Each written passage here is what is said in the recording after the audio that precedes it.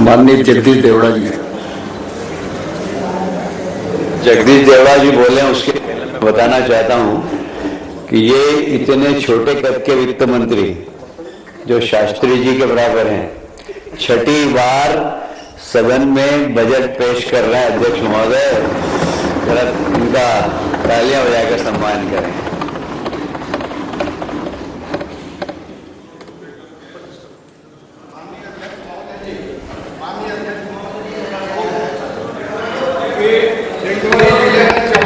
और 54,39,000 मजदूरी 4 महीने से बाकी है। प्लीज नहीं ओमकार सिंह जी, प्लीज सिर्फ बजट के समय, बजट माननीय अध्यक्ष महोदय के समय ये नहीं हो। माननीय वित्त मंत्री जी,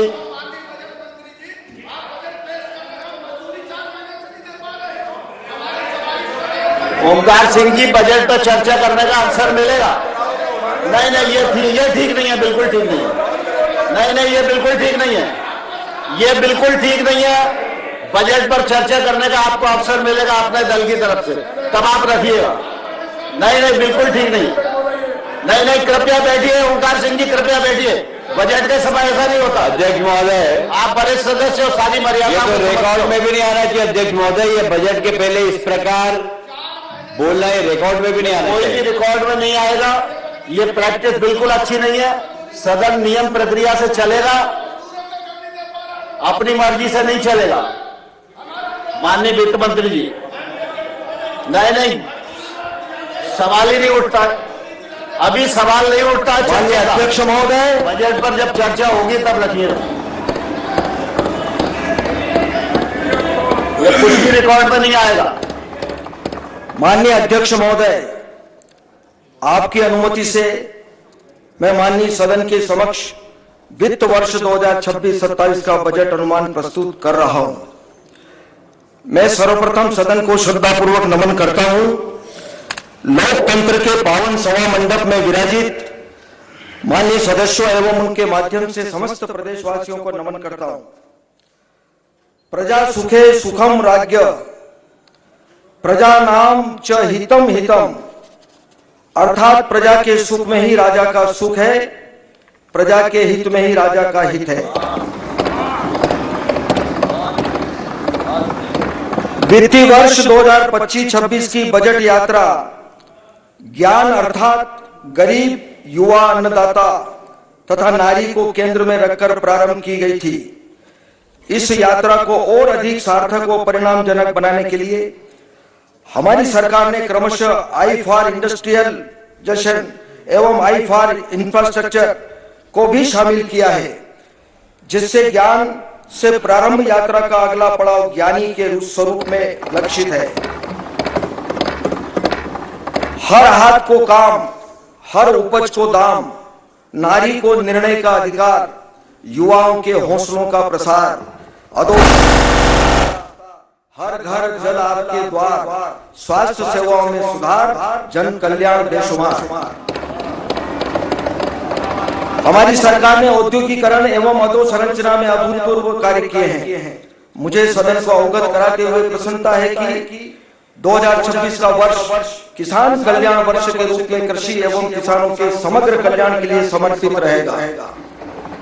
हमें पूरा विश्वास है कि सदन के मार्गदर्शन व प्रदेश की जनता की भागीदारी से हमारा प्रदेश अमृत काल में माननीय प्रधानमंत्री श्री नरेंद्र मोदी जी के सपनों का विकसित भारत बनाने में उल्लेखनीय योगदान के साथ अपना सर्वोत्तम स्वरूप भी प्राप्त करेगा।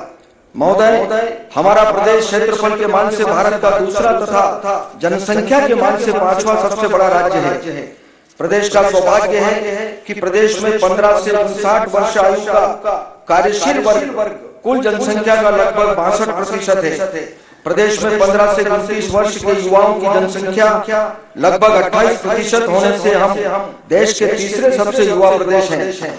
हमारा यह दायित्व है कि युवा वर्ग के लिए गुणवत्तापूर्ण शिक्षा, कौशल विकास तथा रोजगार के अवसर उपलब्ध हो सके।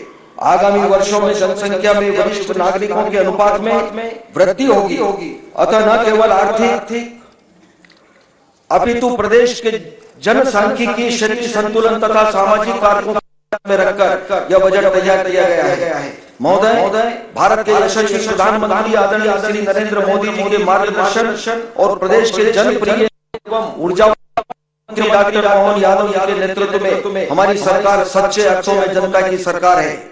हमारी सरकार निर्धन एवं कमजोर वर्गों को अंतिम पंक्ति से प्रथम पंक्ति में लाने के लिए जमीन आसमान एक करने वाली सरकार है। हमारी सरकार महिलाओं में आत्मनिर्भरता लाने वाली लाडली बहना योजना, गरीब कल्याण की संबल योजना, असहाय एवं निराश्रितों के जीवन में को सुगम बनाने वाली सामाजिक पेंशन योजनाएं और लाखों लोगों को स्वरोजगार योजनाओं से जोड़कर एक नई आर्थिक क्रांति लाने वाली सरकार है।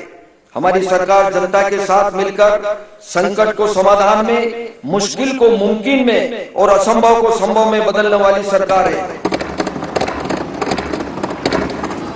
बजट में नवाचार मैं स्मरण कराना चाहूंगा कि हमारी सरकार द्वारा बजट प्रस्ताव तैयार करने की परंपरागत एवं यत्रवत प्रक्रिया को द्वितीय वर्ष 2023-24 से अधिक व्यवहारिक और सार्थक स्वरूप देने का नवाचार किया जा रहा है।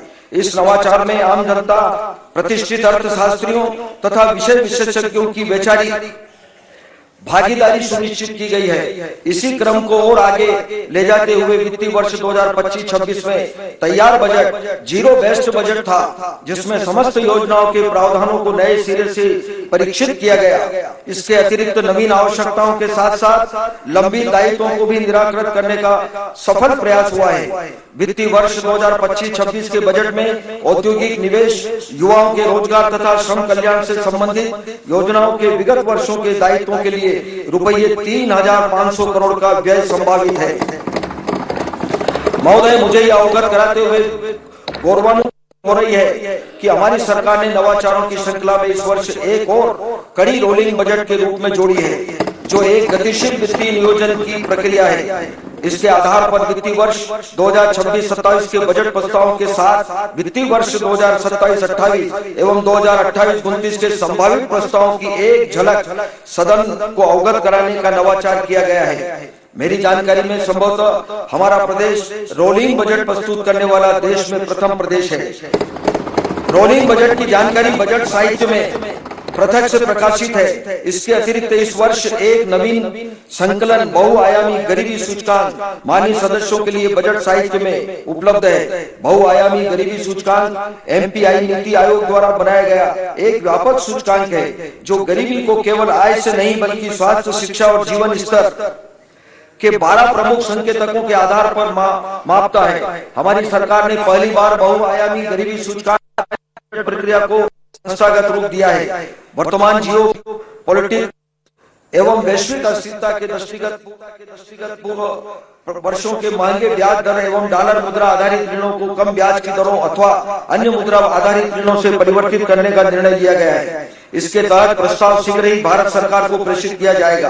प्रदेश के ऋण प्रबंधन एवं राजकोषीय प्रबंधन को और पारदर्शी तथा प्रभावी बनाने के उद्देश्य से मध्यम अवधि ऋण प्रबंधन फ्रेमवर्क को अधिक सुदृढ़ किया जा रहा है। इसके साथ ही बजट निर्माण की प्रक्रिया को अधिक वैज्ञानिक तथा सरलीकृत करने के उद्देश्य से नवीन बजट मैनुअल तैयार किया जा रहा है। आर्थिक परिदृश्य महोदय, हमारे देश का यह सौभाग्य है कि श्री नरेंद्र मोदी जी का प्रभावकारी नेतृत्व देश को प्राप्त है। माननीय श्री मोदी जी की दूरदर्शिता एवं दृढ़ प्रतिज्ञता के परिणाम स्वरूप भारतीय अर्थव्यवस्था विश्वसनीयता अर्थव्यवस्था के रूप में उभरी है। वैश्विक अनिश्चितताओं के उपरांत भी अर्थव्यवस्था में निरंतर गतिशीलता रहने के परिणाम स्वरूप हमारा देश विश्व की चौथी सबसे बड़ी अर्थव्यवस्था बन गया है।